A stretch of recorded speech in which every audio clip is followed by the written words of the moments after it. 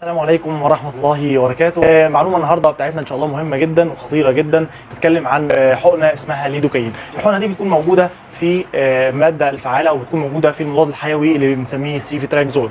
والسيفيتراكزون ده هنعرفه إن شاء الله في الحلقة اللي جاية أو في الفيديو اللي جاي هنعرف بيستخدم في إيه. المهم مش موضوعنا. بيكون موجود البنج دوت اللي هو ليدوكاين، لو حضرتك بصيت عليه هنا سواء كان موجود في فايل او موجود في البلاستيك اللي معايا دوت، تمام. وموجود كمان في دواء اسمه زوراكسون، موجود في ادويه كتير جدا. انا بديك يعني كمثال معايا. كمان بنقدر نستخدمه في حقن اللي بنسميها حقن الروماتيزم طويله المفعول، زي الديبوبين والبنستارد وادويه كتير برضو نفس الكلام. يعني بذكر لك امثله كده، بحيث الحقن ديت مش هينفع انا اطلعها في الصيدليه الا لازم اكون معاها حقنه البنج، لان الحقن ديت بتسبب الم شديد لما تديها عضله، وبالتالي لازم ادي معاها حقنه بنج عشان تقلل من الالم شويه. طيب مشكله الدواء ده او مشكله الحقن اللي معايا دي ايه بقى؟ الليدوكاين دي بحطها ليه في المضاد الحيوي ده عباره عن الليدوكاين ده عباره عن بنج موضعي، انا بحطه معايا عشان ما احسش بالالم معايا لما اخده عضل. طيب انا بقى لو خدته وريد او لو خدته في المحلول، ايه اللي ممكن يحصل؟ المشكله اللي تحصل لي ممكن يحصل لي مشكله كبيره جدا على القلب، يحصل لي حاجه اسمها براديكارديا، يعني بيحصل لي هبوط او عدد ضربات القلب بتقل. وكمان ممكن يحصل لي هايبوتنشن، الضغط تلاقيه مره واحده نزل معايا ويخش المريض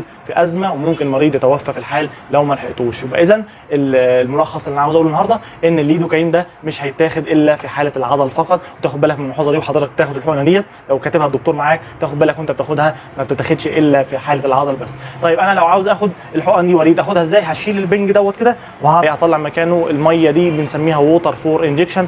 هتلاقي القرايه مكتوب عليها ووتر فور انجكشن، عباره عن ميه معقمه معايا حاطينها هنا في في انبوبه بلاستيكيه كده عشان اقدر احقن بيها الحقن، واقدر اضرب بيها الحقن واخدها معايا في حاله مين؟ في حاله الوريد. واقدر اخدها في حاله العضل، اخدها في حاله العضل برضو، ولكن مشكلتي في حاله العضل هتعمل لي الم معايا. يبقى تاخد بالك من المعلومه ديت، تكون واخد بالك منها، ان الليدوكاين ده في حاله العضل بس، اما الميه ديت في حاله العضل وحاله الوريد. والثانيه هتلاقي مكتوب عليها، هتلاقي ليدوكاين اهوت، الليدوكاين HCl التركيز بتاعه 1%. تاخد بالك منه جدا وانت بتطلع في الصيدليه، عشان ممكن تؤدي الى وفاه مريض لو ما خدتش بالك منها. يبقى انا بس حابب اوضح نقطه اخيره، ان انا بقدم لكم الفيديوهات ديت عشان يبقى حضرتك عندك ثقافه طبيه، وتكون انت عارف الدواء اللي معاك ده ينفع استخدمه امتى وينفع ما استخدموش امتى. تبقى انت عندك الثقافه دي، حتى لو الدكتور نسي يقول لك، يعني ساعات الدكتور بتعدي عليه الحته ديت تبقى مشكله كبيره جدا. فانت تاخد بالك من النقطه دي، تبقى انت فاهم معايا ومتابع معايا. اتمنى تكونوا استفدتوا من الفيديو. ان شاء الله نشوفكم في الفيديو الجاي هنتكلم فيه عن السيفيتراكزون بالتفصيل ان شاء الله. شكرا والسلام عليكم ورحمه الله وبركاته.